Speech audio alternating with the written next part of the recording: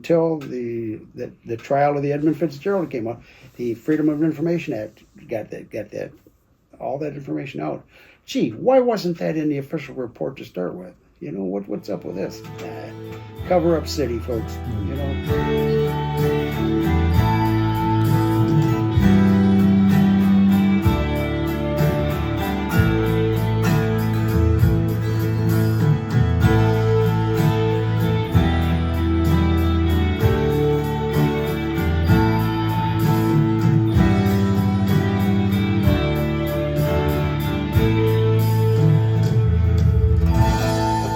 When you introduced me to Philip Hoag in one of our last meetings, I then went to the National Transportation Safety Board report and I read the testimony, or whatever you want to call it, from Philip Hoag, his final conclusions. I mean, his theories just seem to really match up with everything. You know, the 3:30 call from the Anderson, or the Fitzgerald to the Anderson, stating, you know, we lost a couple of vents and the fence rails down.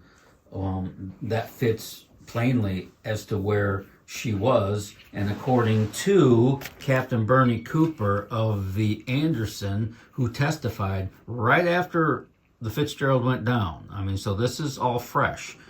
As Philip Hoag called it, fresh and spontaneous, a free report of what Bernie Cooper, captain on the Anderson, thinks happened. And this is a quote from Bernie Cooper. Quote, "I am positive he went over that 6-fathom bank. And I know damn well he was in on that 36-foot spot. And if he was in there, he must have taken some hell of a seize. I swear he went in there. In fact, we were talking about it. We were concerned that he was in too close, that he was going to hit that shoal off Caribou. I mean, God, he was about 3 miles off the land beacon." End of quote. All we have is this quote that was fresh from the in proximity time-wise to the wreck of the Edmund Fitzgerald. So this to me means a lot from Cooper to say that. Like, we saw him over there. We knew he was too close. That's pretty big evidence in my book, and that matches up perfectly with what Philip Hoag is trying to tell us. Like, he noticed him there about 3:15, and then 20 minutes later, the Fitz is calling the Anderson and say, "Hey, we've got problems here." And then of course there was another call that came later that said, "Yeah, now my radars are gone." So the timeline fits what Philip Hoag is trying to tell us. Right. There's several heroes here, in my opinion. One was Barb, okay, that's what I said in the letter. It's nice to know that somebody was helping these guys out, because the Coast Guard was of no help. But she was talking to him and relaying the message, and you know, so that was pretty neat, I thought. Seriously. Well, the Anderson called the Coast Guard and said, "Hey, we lost the Fitz on the radar." You know, an hour or whatever it was later, he has to call again saying, "Hey, we no longer have the Fitzgerald on radar." Well, Bernie was him and Morgan Clark and the rest of them on the Anderson are heroes, in my opinion. And I'm hoping that Todd Cooper will be there at the 50th. Todd, I'd like to see you again. I met him at. Is that Bernie's son? Yeah, Todd. I met him at the big unveiling of the portraits that Jim Clary had done that I've showed you in the past. That's where Fred Shannon's dive did the best photo, and oddly enough, they're all locked away in safekeeping somewhere. The Jim Clary photos clearly show, and he went by the photo. He went 16 hours of video, Jim Clary did. And that's how he's able to paint these paintings. And that's the latest that we've got. You know, my cousin Alan, by the way, folks, if you're listening in the Concord, New Hampshire area, I'm looking for my cousin Alan Walton. 3 Waltons went through that storm. My dad on the Reserve, my Uncle Grant on the Fitzgerald, and Alan went on, I think he was on the Wolverine or the Roche, one of the two, I don't remember which. And to the point, he was in the same 75 storm. Yeah. They almost lost the boom, the conveyor belt. You know, they got big pins holding it in. And if they had to send some guys out and chain it up again, they're only going 1 or 2 miles an hour. That's how bad Lake Michigan was. Think about it. So 3 Waltons were going through this storm. So if you know where he's at, have him give Don a. He could contact me through the comments, and then we can figure it out between me and him.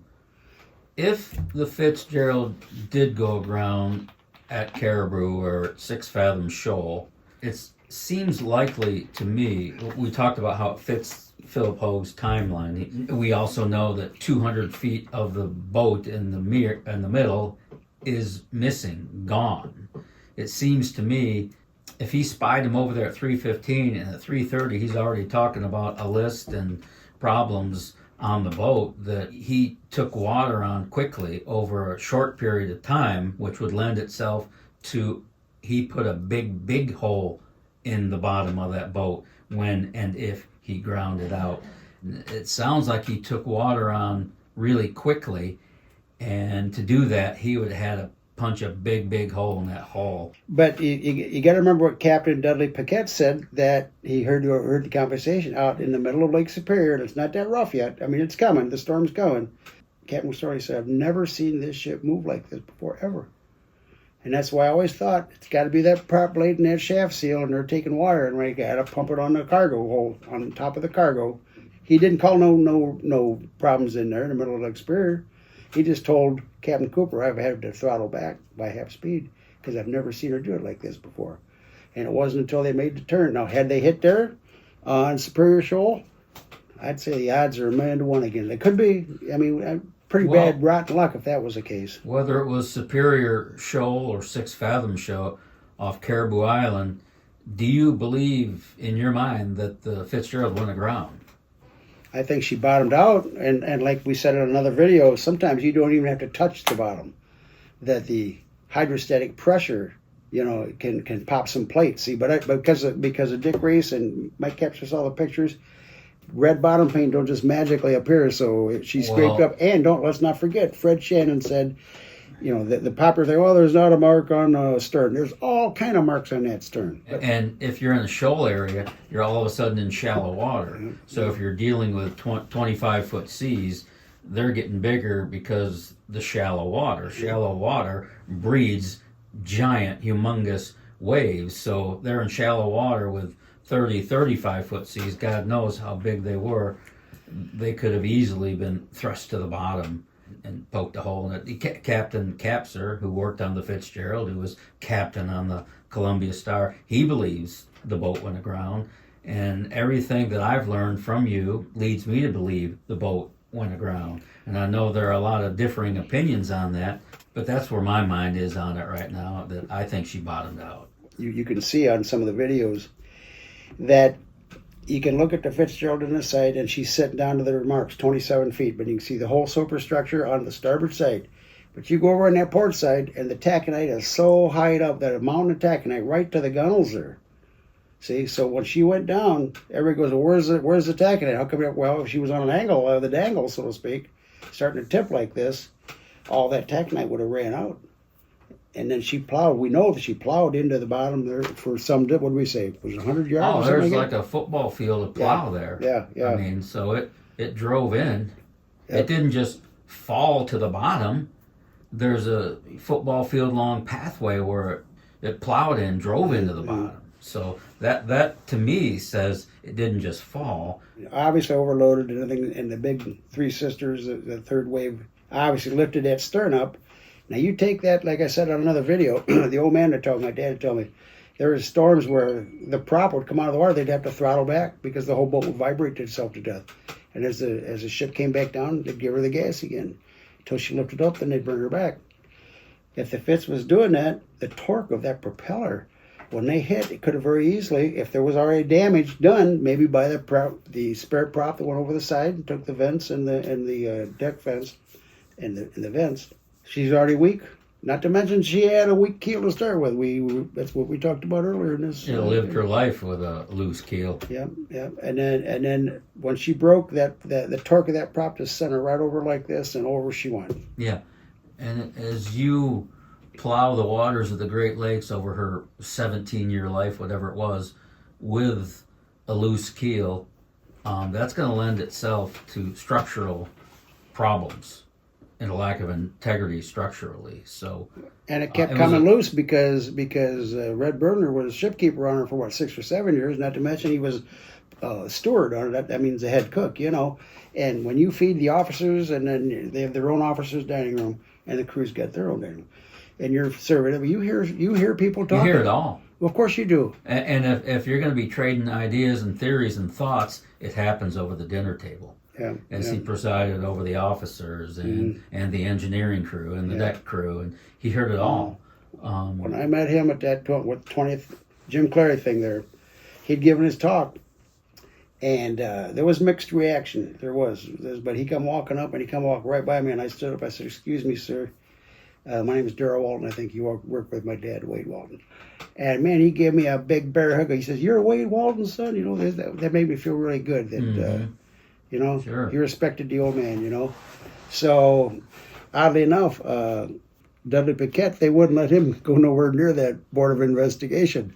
See, because he had this thing pegged from day one. You know.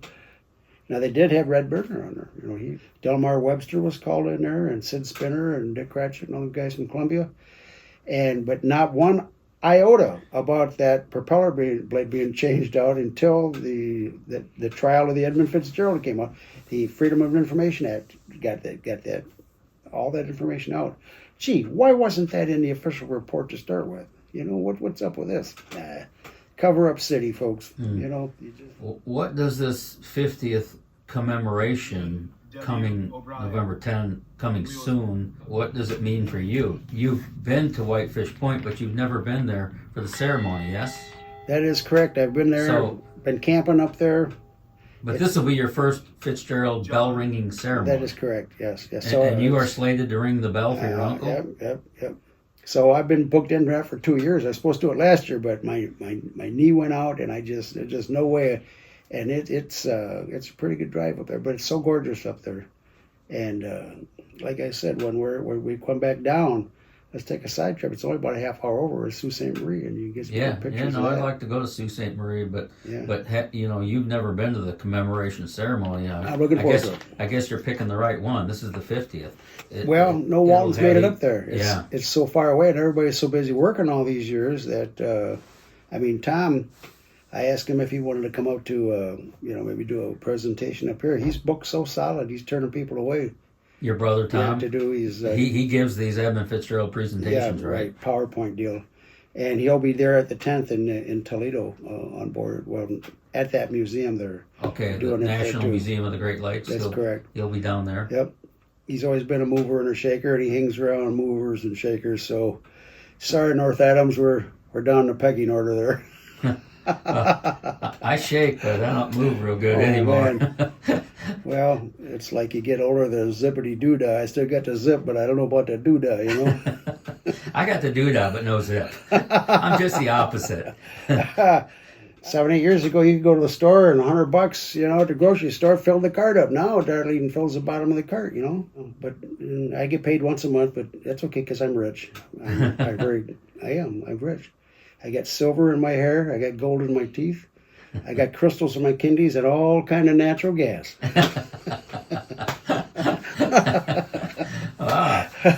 We won't tap that gas today, but I got lots of money, folks. Bada boom. I mean, the Fitzgerald has interest from around the world, and there are 7,000 plus other boats laying on the bottom of the Great Lakes who get mentioned, but it's the Fitzgerald that carries the weight. That's the one that intrigues everyone. I guess it's the song that made it famous around the globe. Did you see your comment? A guy commented from Thailand. Yeah, I know. Thailand. Whoa, that's our first Thailand, I think. I could be wrong here, but and as you can see, we're getting more and more information on this thing. Few naysayers go, just let it alone. No, I'm not going to let this alone. Them souls of them guys are crying out to me. We want this told, And in all seriousness, I think we're not desecrating, no graves. They can do a good side scan, just like they did the Titanic. They did a really nice, They could do this forensically, and nobody's going to go inside the staterooms. Like I said in another video, nobody's going to mess with that. I wonder, are there any other boats on the bottom of any of the Great Lakes that are off limits to diving? Is the Fitzgerald the only one? Well, because there's so much more to the story. It's that simple. And come to find out that the Canadian government has tried to change that demarcation line, because Fred Shannon said, remember, he had GPS, right? And according to the GPS, that 2-acre site 2/3 of that's in American waters. It's only the stern's in Canadian waters. But if they could magically take this imaginary line and move and make it over this way a little bit, if you put all the clues together here, it has to be they're keeping it quiet because of all the deferred maintenance and all that stuff. But I still say the doggone, how many years? It's been 50 years, for God's sake. Just from day one, the boat was on the doggone waves, and they knew the keel was bad. Something is not right there, Mm-hmm. But when that starts sagging like that, and next time you start looking at a bunch of Fitzgerald photos, you tell me if you don't think that middle section don't look like it's sagging. And that Fitzgerald going through the Sulaks in 1967, it's only 3 or 4 minutes long, and you can slow it down, and you can see those prop blades. The best pictures I've ever seen of them. And right there is that doggone hatch combing. There was a contributor, subscriber to the channel reached out to me recently, but there was some makeshift work done on the Fitzgerald right before she went down in Lorain, Ohio. Mm-hmm. She was in Lorain. He said it was more than just the prop. Yeah, he said that he knew a welder that said, hey, we need to do some serious welding here on the hull. It was, no, we got to go. So make it quick and let's get out of here. But the work was not done. Well, time is money, as they say. And like I said, it's Zug Island. When they were craning iron ore out, they pulled up a plate. Pulled up a plate, and they needed to weld the plate back in place. But they said, no, just lay it in there. We got to go. That old witch of November must have just lining everything up perfectly, thinking, I'll take care of this. But right behind, just 10 miles back, was the Anderson, and she made it through. And not just the Anderson, there were several boats in the same storm. Yeah. Oh, yeah. Your dad was on one on the reserve. Your cousin Alan was on one. So, and, the storm didn't send the Fitzgerald to the bottom. It didn't help. It complicated everything, but it wasn't the ultimate reason that put her on the bottom. It didn't. It certainly exacerbated the whole thing. Exacerbated. That's the word. Be careful how you say that. To use the I kind of like exaggerated better. Yeah, I understand. You don't have that copyrighted, do you? No, I don't like using the comedy of errors, but I mean that's what this whole thing amounted to. There's so many things that from the guy loading the boat never loaded it, maybe didn't load it properly. You got to do so much a certain way, and it's already a weekend haul to start with. And in the middle of the thing, McShorter said, "I've never seen this boat act like this ever." Well, yeah, maybe it wasn't loaded right. Now, according to that Paul Hunter, maybe the keel was loose. It wouldn't drive straight. It probably still was, My God, Redburner said he saw all kind of tack welds, instead of you can't just do a tack weld, you got to do the whole thing, Well, that's what Capser said. They're constantly working on the keel, and it was never right. Well, and it was due to go to dry dock for all these major league repairs, but they never got there. But not according to the last Coast Guard report, which was Halloween, October 31st, 1975. None of this stuff was mentioned. Minor stuff, just minor stuff. Yet every picture that Rick Mixter said over the last 20 years, he's been only one. Did he ever see all the hatch covers were dogged on properly? Yeah. And they're loaded. You watch this Fitzgerald of the Sulaks, 1967. I mean, she's loaded to the gunnels. She's down to her marks. And every fifth or sixth hatch cover clamp is on the corners. They are, but not going across. So there you go. Yeah, we're there for the 9th and the 10th. 9th and the 10th. Yeah. Oh yeah. Okay. We're going to check out on. I'd like to see us leave early in the morning on the 11th, so we can bebop over to Sault Ste. Marie. Yeah, that'd be great. I'd love to do that. The Valley Camp. You've never been aboard the Valley Camp, have you? No. By the way, here's a picture of me and Morgan Hall. He was the only captain the Aquarama ever had. What's the Aquarama? It was a cruise liner here in the Great Lakes. Okay, and that's the captain. Yeah. And you. Yeah. Oh yeah. The captain and the kid. Huh. Okay. Well, you're not really a kid there, though, are you? I still had a whole head of brain cells there. I don't know where they went. You made an interesting comment that maybe different parts of the trip we can document where we're at, and especially going over the Mackinac Bridge. That's sure. This is us eating at Burger King. Let's. We'll document the whole thing. Oh yeah. This is us buying Twizzlers at the gas station. I gave up on Twizzlers years ago. Oh, but have you had the sour Twizzlers?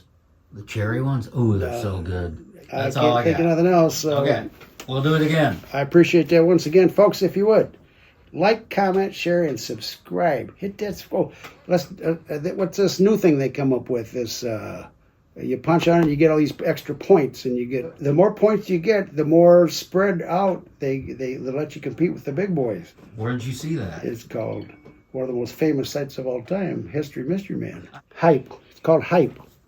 Hype? Yeah. Hit on it. Hit that button on Hype.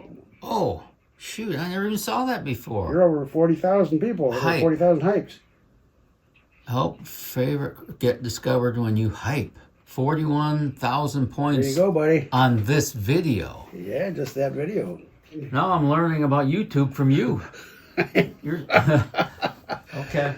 It's helping you to compete with the big boys. It's got millions of Okay. subscribers, you know. Yeah, I want to be a big boy someday. So Well, you know, it's eat your Wheaties. Eat your you've Wheaties. been a big boy for a long time, and I'm still.